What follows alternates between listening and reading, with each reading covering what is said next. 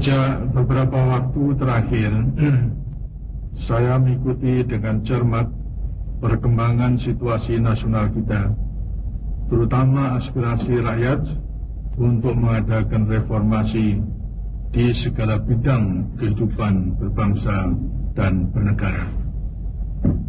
Atas dasar pemahaman saya yang mendalam terhadap aspirasi tersebut dan terdorong oleh keyakinan bahwa reformasi tersebut perlu dilaksanakan secara tertib, damai dan konstitusional demi terpeliharanya persatuan dan kesatuan bangsa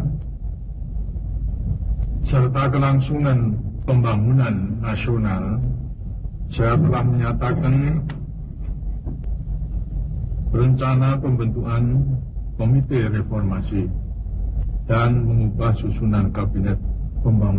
Soeharto berjanji pemilihan umum pada 1967, tapi pemilu baru dilakukan pada 1970. Mengkritik Golkar, menganggap pemilu tidak demokratis karena disertai intimidasi dan ancaman.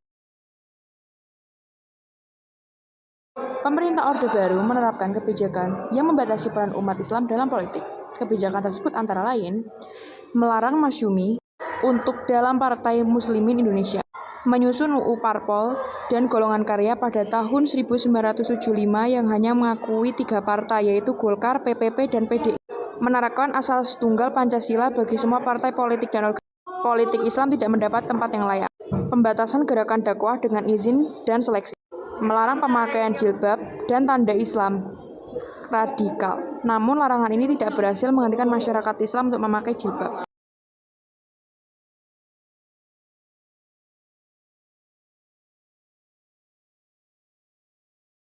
Kebijakan modernisasi Orde Baru berdampak positif bagi umat Islam, terutama dalam pembangunan ekonomi dan revolusi pendidikan. Pada akhir kejayaan Orde Baru, pemerintahan mengalami kelemahan akibat permainan politik yang dikecam masyarakat. Reformasi dengan dukungan besar dari umat Islam berhasil mengakhiri pemerintahan Orde Baru pada 21 Mei 1998.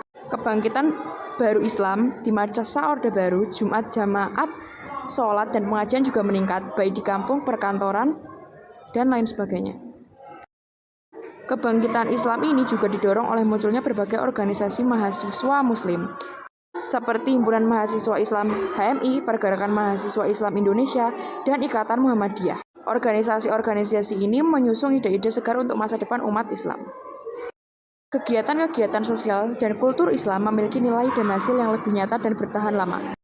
Kebangkitan umat Islam pada masa Orde Baru memiliki dampak politik. Umat Islam ingin berperan lebih fleksibel dan dinamis ke dalam negara. Orde Baru banyak menciptakan suatu organisasi Islam maupun lembaga Islam yang dapat menyongsong kemajuan negara, dapat nilai integritasnya. Salah satu terciptanya lembaga pendidikan yang dapat mendidik anak bangsa. Selain itu juga terbentuk organisasi Islam yang terdiri dari pemuda-pemuda yang memiliki pemikiran yang nasional, sehingga menjadikan kemajuan bagi bangsa Indonesia.